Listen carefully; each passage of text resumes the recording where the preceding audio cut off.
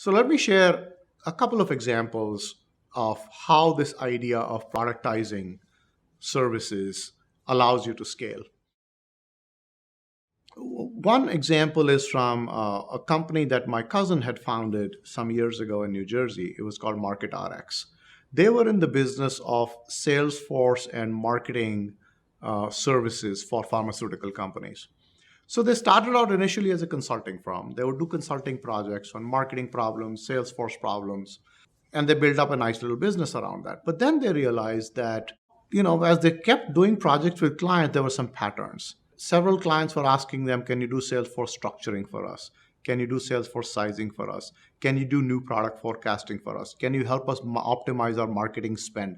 So as they started to tease out these patterns, what they did is they put a development team in India and hired a bunch of folks, software developers and engineers, to actually build software products for performing these different Salesforce and marketing automation functions. Over time, they built a suite of Salesforce and marketing automation products. So what is interesting is this is services enable these products to be built, but then the product enables services to be provided. So now it's a product plus consulting, but the product is the lead, and you change the business model. The result of this was that they were able to sell the company, which was at that time about $40 million run rate in revenues, for about $175 million.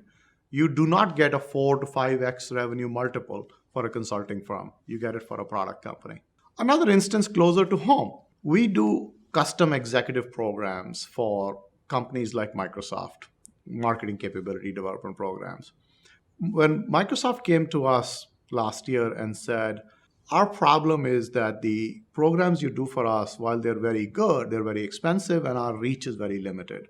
You can teach 50 people at a time. We have 2,500 marketers around the world. How do we scale this? Faculty don't scale. So what we did is my colleague and I, we went down to Microsoft and we actually taught in a studio environment to a set of 60 people with mics and high definition cameras and so on. But we taught our program like a TV show, 30-minute segments.